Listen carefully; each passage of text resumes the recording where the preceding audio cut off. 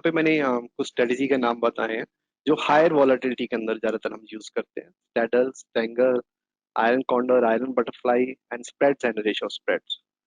सो quickly इसका मैं review करता हूँ यहाँ पे स्टैडल, स्टैंगल और आयरन बटरफ्लाई का, तो फिर हम आगे चलते हैं। जी।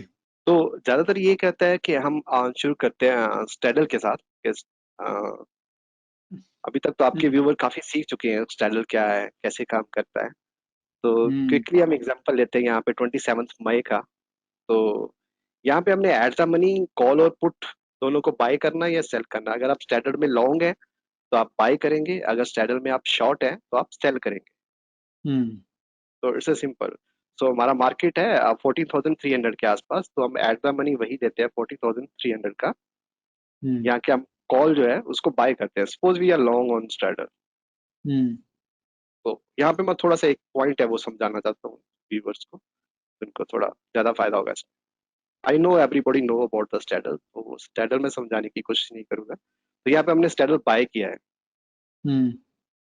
तो सपोज हमने मई का बाय कर लिया, नेक्स्ट मंथ का बाय कर लिया स्टैडल, ठीक है। हम्म। सपोज आप किसी भी डेट को करते हो, नेक्स्ट मंथ ही चाहे करते हो, तो तब तक ये प्रीमियम हो सकता है थोड़ा कम हो। तो आपने हम्म। नेक्स्ट का स्टैडल बाय किया, तो यहाँ पे देखोगे कि आपका जो मैक्सिमम लॉस है वो आपका 60,000 के पास आ रहा है।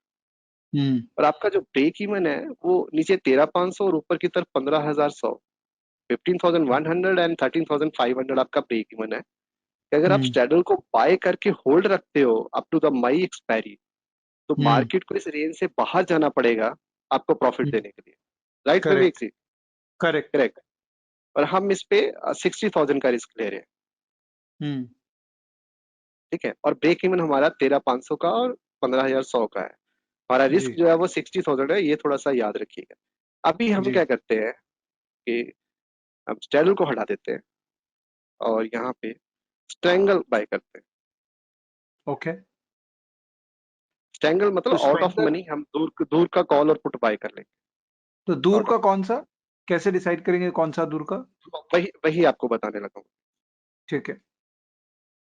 सपोज यहाँ मैं 14,800 का कॉल बाय कर लेता हूँ, हम्म।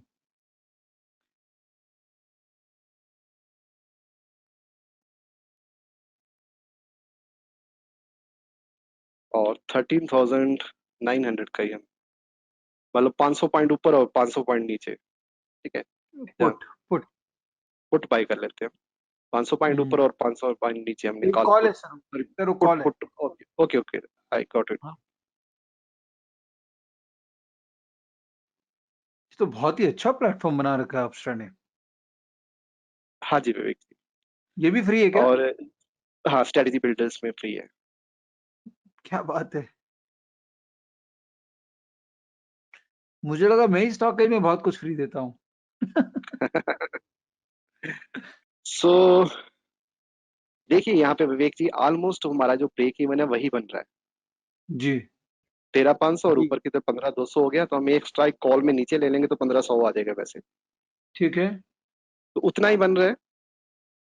इसका मतलब है अभी भी मेरे को प्रॉफिट जो है वो 13,500 के नीचे जाने पे और ऊपर की तरफ 15,200 के ऊपर जाने में बनेगा, नहीं तो नहीं हाँ। बनेगा।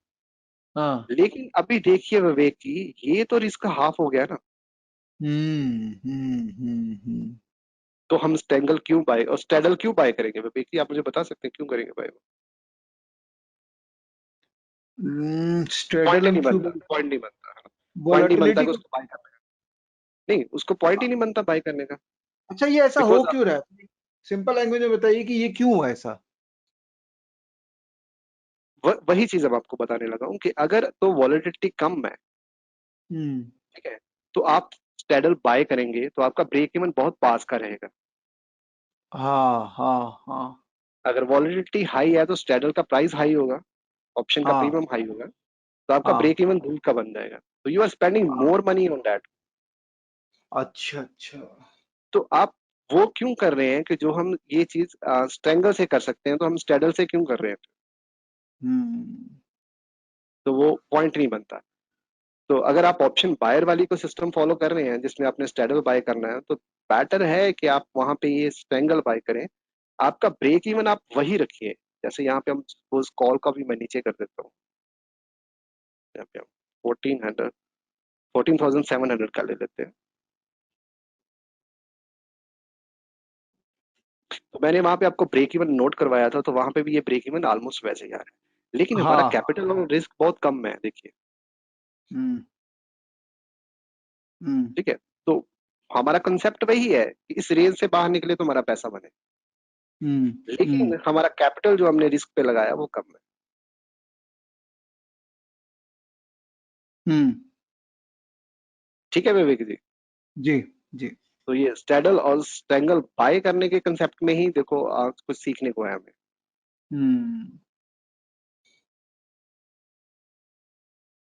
इंटरेस्टिंग। इंटरेस्टिंग। तो हमेशा ही आपको ये देखना है कि जब आप स्टैडल बाय कर रहे हैं तो उसका ब्रेक इवन कहाँ पे है। तो उस ब्रेक इवन को अगर आपका स्ट्रेंगल कवर कर लेता है और विद द लेस कैपिटल, तो देन ये पॉइंट बनता है कि आप स्ट्रेंगल बाय करिए। Fair point. ये पॉइंट। और दूसरा यही चीज है, अभी हम बात करते हैं कि सेलर की तरफ आ जाते हैं, और कोई सेल करना चाहता है स्ट्रेंगल, जो हमने अभी हम्म। बाय किया था, ये यही सेम कॉल और पुट वो यहाँ पे 8,000 की कॉल जो है वो सेल करते हैं, हम्म।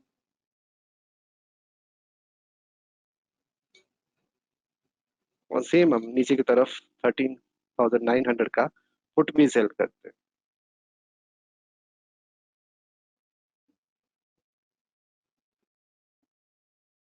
ये हमने दो सेल कर दिया। ठीक है, हम्म। आपका ब्रेक इवन अभी भी देखिए उसके आसपास बन रहा है, लेकिन अगर हम्म। आपका ये ब्रेक इवन और स्टैडल का ब्रेक इवन बराबर है और आप सेलर हो, तो I will prefer to sell the straddle ना, स्टैंगल को सेल करूंगा, रिस्क तो अभी भी ओपन है दोनों साइड पे मेरा। हम्म। हम्म। हम्म। तो मेरे को स्टैडल में तो 60,000 मिल रहा है ना, हम्म। जैसे हमने शुरू में देखा था। करेक्ट। तो मैं 60,000 की हायर प्रोबेबिलिटी की तरफ जाऊंगा ना ज्यादा, क्योंकि रिस्क तो मेरा समझ। सेम है, दोनों साइड तो ओपन है।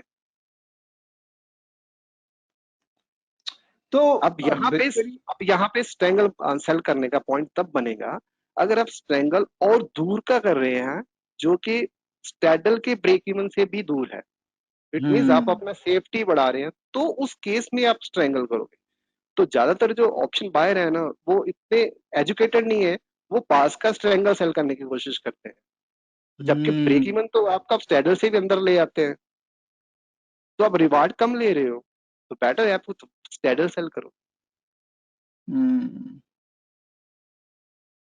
ठीक है बेकरी, तो अभी एक बार हम फिर से स्टैडल की तरफ जाते अच्छा, मुझे एक बात बताइए, हैं। कहीं ये कंसेप्ट वॉलेटिलिटी कर्व से रिलेटेड है क्या, कि क्योंकि वो एक स्माइल कर्व होता है इसीलिए ये इस तरह से पे ऑफ बनता है?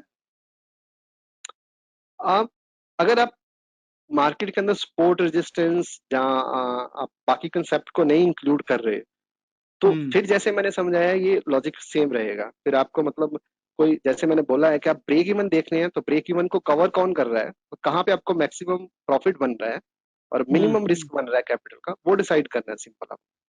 हम्म। हम्म। तो वो प्रीमियम आपकी वॉलेटिलिटी के हिसाब से एडजस्ट होते रहेंगे। वॉलेटिलिटी ज्यादा तो ऑब्वियसली प्रीमियम ज्यादा होगा।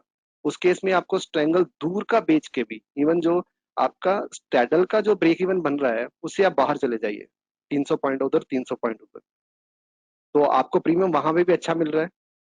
तो फिर आप स्टैडल हम्म। की जगह स्ट्रेंगल अगर सेल करते हैं, तो इसमें मिलकर आपका सेफ्टी ज्यादा है, आपका ब्रेक इवन स्टैडल से बहुत दूर है, तो फिर आपका हम्म। स्ट्रेंगल सेल करना ही बने ज्यादा बेनिफिट रहेगा स्टैडल के मुकाबले। पॉइंट मेरा ये है कि अगर आप स्ट्रेंगल सेल कर रहे हैं जो कि स्टैडल के ब्रेक इवन के अंदर ही आता है, तो वो लॉजिक नहीं बन रहा। समझ गया मैं। ओके विवेक जी, अभी हम उसको थोड़ा और क्लियर करते हैं। तो नेक्स्ट अभी देखिए हमारा 14,300 पे है, तो हम 14,300 का फिर से स्टैडल एक बार से सेल करते हैं। कुलदीप जी, सिर्फ एक चीज मैं अपने जो मेरे पार्टिसिपेंट्स हैं उनको बताना चाह रहा हूँ कि अगर आप ये स्ट्रेडल स्ट्रेंगल और ये कॉन्सेप्ट बेसिक नहीं जानते हैं, तो आप earnoptions.com, ये हमने बना रखा है, फ्री वेबसाइट है for education, basic education options. earnoptions.com, आप उधर जाएंगे तो ये सारा कॉन्सेप्ट को आप सीख सकते हैं, पे ऑफ एक्सेट्रा को, और ऑब्स्ट्रा को यूज कीजिए प्रैक्टिस करने के लिए। फैंटास्टिक प्लेटफॉर्म बनाया है इन्होंने।